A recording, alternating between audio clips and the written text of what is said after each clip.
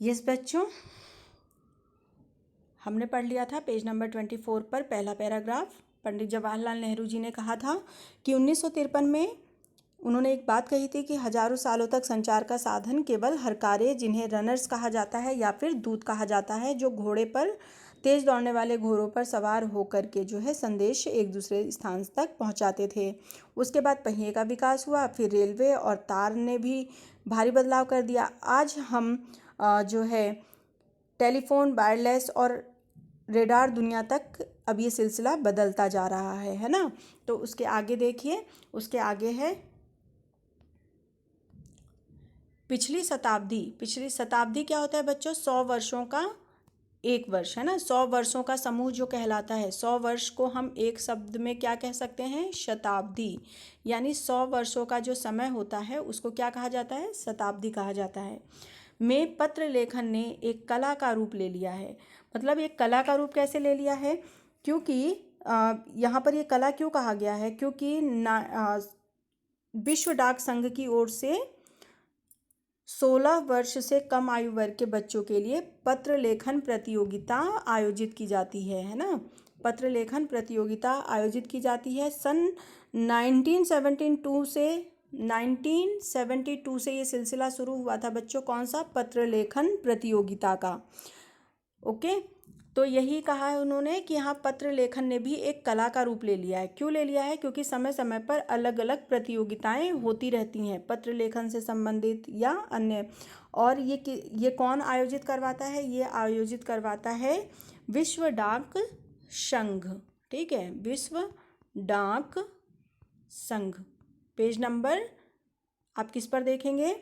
24 पर दूसरा paragraph. Okay, उसके बाद डाक व्यवस्था के सुधार के साथ ही पत्रों को सही दिशा देने के लिए विशेष प्रयास भी किए जा रहे हैं। प्रयास का मतलब होता है कोशिश किया गया है ना। पत्र संस्कृति यानी परंपरा विकसित करने के लिए स्कूली पाठ्यक्रमों में पत्र लेखन का विषय भी शामिल किया गया।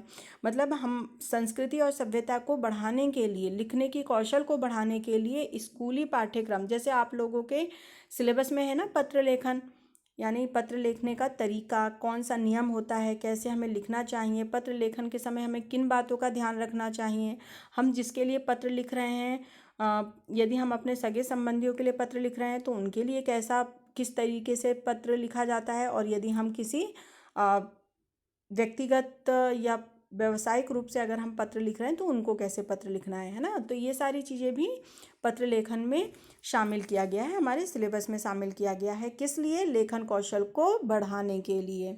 ओके, आगे देखिए। भारत ही नहीं, दुनिया के कई देशों में ये प्रयास चले हैं और विश्व डाक संघ ने अपनी ओर से काफ़ी प्रयास किए हैं। तो बच्चों, प्रश्न आता है कि पत्र लेखन को बढ़ाने के लिए कौन कौन से प्रयास किए गए हैं? तो कौन कौन से प्रयास किए गए हैं? विश्व डाक संघ ने अपनी ओर से काफ़ी प्रयास किया है। विश्व डाक संघ की ओर से 16 वर्ष से कम आयु वर्ग के बच्चों के लिए पत्र लेखन प्रतियोगिताएं आयोजित करने का सिलसिला 1972 से शुरू किया गया। मैंने आपको सब पहले ही बता दिया था। ठीक है, सिलसिला का मतलब होता है क्रम या तरीका या ढंग, मतलब ये चलन। ठीक है, सिलसिला को चलन भी कह सकते हैं। उसके बाद अगला है, यह सही है कि खास तौर पर बड़े शहरों और महानगरों में संचार साधनों के तेज विकास एवं अन्य कारणों से पत्रों की आवाजाही का मतलब होता है आना और जाना। मतलब आज शहरी क्षेत्रों में पत्रों का चलन बहुत कम है, वो प्रभावित हुआ है इससे। लेकिन देहाती मतलब होता है ग्रामीण क्षेत्र। ठीक है, गांव या ग्रामीण क्षेत्रों में आज भी चिट्ठियों से ही संचार या संदेश का आवाजाही हो रहा है। मतलब गांव में आज भी ज़्यादातर डाकिये का प्रयोग किया जाता है पत्रों को लेन देन के लिए। फैक्स, ईमेल, टेलीफोन तथा मोबाइल ने चिट्ठियों की तेजी को रोका है, पर व्यापारिक डाक की संख्या लगातार बढ़ रही है। व्यापारिक डाक कैसे? मान लीजिए अगर आपको क्या करना है, अभी राखी आ रही है बच्चों, तो आप लोग अपने भाई को, मम्मी लोग अपने भाई को क्या करेंगी? राखी भेजेंगी। तो क्या वो राखी फैक्स कर सकती हैं, ईमेल कर सकती हैं या टेलीफोन से कर सकती हैं? नहीं ना, उसको हमें क्या करना होगा?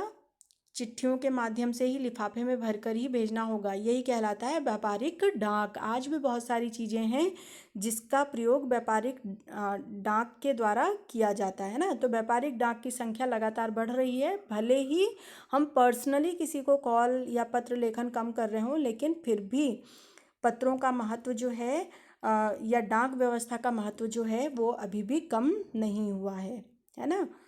आगे, जहाँ तक पत्रों का सवाल है, अगर आप बारीकी का मतलब होता है सूक्ष्मता से, मतलब बहुत बारीकी से, है ना, बहुत ध्यान से उसकी तह यानी गहराई तक में जाएं। किसकी गहराई तक में?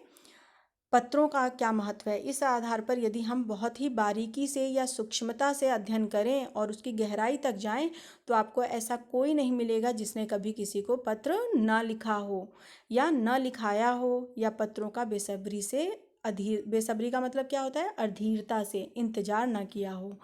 आप अपने घर में मम्मी पापा से पूछिएगा, घर में जो दादा दादी नाना नानी होंगे तो उनसे पत्रों के बारे में पता करिएगा, क्या कभी उन्होंने पत्र लिखा है, किसको लिखा है, पत्र का उनके समय में क्या महत्व था, क्या वो पत्रों का इंतज़ार करते थे। उनसे उनका अनुभव ज़रा सा आप शेयर करिएगा, ठीक है, क्योंकि आप लोग के लिए ये नई बात है। लेकिन आज भी अगर हम देखें तो जो जिस तरीके का पत्र हमारे नाना नानी मम्मी पापा या फिर जो हमारे दादा दादी हैं वो लोग लिख सकते हैं, वैसा पत्र या वैसा शब्द जो है हमारे पास भी नहीं होगा, है ना। क्यों? क्योंकि उनको इसका क्या रहा है? अनुभव रहा है। पत्र लिखने का क्या रहा है? अनुभव, है ना। और बहुत ही ज़्यादा उन्हें शब्दों का ज्ञान होने के कारण वो पत्रों को बहुत अच्छे से रिप्रेजेंट भी कर सकते हैं। ओके, आगे बच्चों, हमारी सेना जो है, आप लोगों ने फिल्म देखी होगी, बॉर्डर देखी होगी, उसमें, है ना, आप लोगों ने गाना भी सुना होगा, संदेश से आते हैं। तो बच्चों, हमारे सैनिक जो हैं, हमारे जवान जो हैं, वो अपना घर परिवार छोड़ करके, अपने मम्मी पापा को छोड़ के, अपने दोस्त, अपने बच्चों को छोड़ करके देश की सेवा में लगातार लगे रहते हैं। और वो बहुत ही अधीरता के साथ जो है पत्रों का इंतज़ार करते हैं, अपने सगे संबंधियों को, अपने मित्रों को पत्र लिखते हैं, और उस पत्र का इंतज़ार वो बहुत ही उत्सुकता और अधीरता से करते हैं। उसकी कोई मिसाल नहीं है। मिसाल का मतलब होता है उदाहरण, उसका स्थान कोई नहीं ले सकता। बच्चों, अगर आपने बॉर्डर फिल्म देखी होगी तो अच्छी बात है, आप लोग को पता ही होगा कि उसमें पत्रों को लेकर कितने जो सैनिक जो हैं वो कितने अधीर होकर या कितने व्याकुल होकर के उन पत्रों को वो लिखते हैं और याद करते हैं, है ना। और जिन्होंने नहीं देखी होगी वो एक बार ज़रूर ये फिल्म देखिएगा। उसके बाद एक दौर था जब लोग पत्रों का महीनों इंतज़ार करते थे। मतलब एक दौर का मतलब होता है एक समय था, है ना। आज तो बहुत सारी चीज़ें हो गई हैं, मोबाइल फ़ोन हो गए हैं, ईमेल हो गया है, फैक्स हो गया है, मैसेजेस हो गए हैं, जिसके कारण हम बहुत ही आसानी से और बहुत जल्दी अपने संदेश को एक दूसरे तक पहुंचा देते हैं। लेकिन एक समय था, दौर मतलब समय, एक समय था जब लोग पत्रों का महीनों इंतज़ार किया करते थे, पर वह अब बात नहीं है।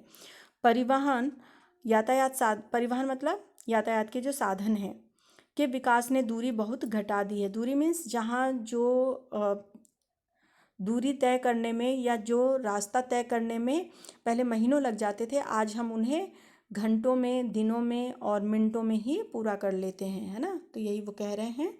आगे, पहले लोगों के लिए संचार का इकलौता मीन्स अकेला साधन जो था वो चिट्ठी थी। मतलब यदि किसी के घर में शादी है तो भी वो चिट्ठी के माध्यम से ही भेजता था, यदि किसी की मृत्यु हो गई है तो भी वो जो है चिट्ठियों से ही भेजा करता था। मतलब कोई भी अगर उन्हें अपने बात अपने मित्रों तक, अपने सगे संबंधियों तक पहुंचाना हो तो उसका एकमात्र साधन क्या था? इकलौता साधन क्या था? चिट्ठियाँ ही। पर आज और भी साधन विकसित हो चुके हैं।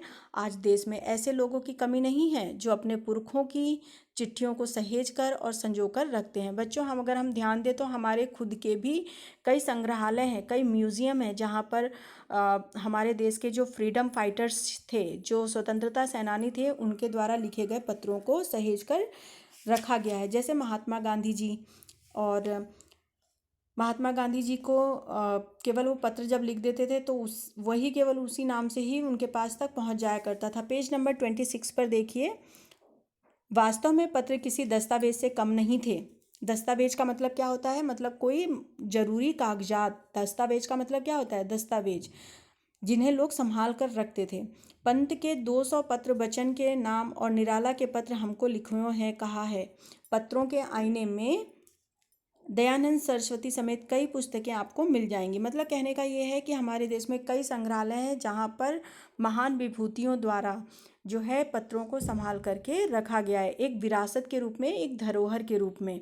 फिर बड़े बड़े लेखक, पत्रकारों, उद्यमी, उद्यमी का मतलब होता है जो व्यापारी होते हैं, जो व्यवसायी होते हैं, कवि, प्रशंसक, सन्यासी, प्रशासक या सन्यासी या किसान, इनके पत्र रचनाएं अपने आप में अनुसंधान का विषय है। अनुसंधान मतलब खोज करने का, ठीक है।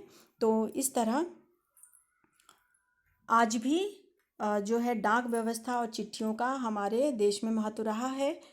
गांव और गरीब बस्तियों में चिट्ठी या मनी ऑर्डर लेकर पहुंचाने वाले डाकिया देवदूत के रूप में माने जाते हैं। तो डाकियों को किसके रूप में माना जाता है, देवदूत। देवदूत का मतलब होता है देवता के दूत। ओके, ये पाठ आपका समाप्त हुआ। उम्मीद है आप सभी को ये पाठ समझ में आ गया होगा। और बेटर अंडरस्टैंडिंग के लिए आप एक बार इस पाठ को ज़रूर पढ़ें और कोई डाउट हो तो पूछिए। ओके।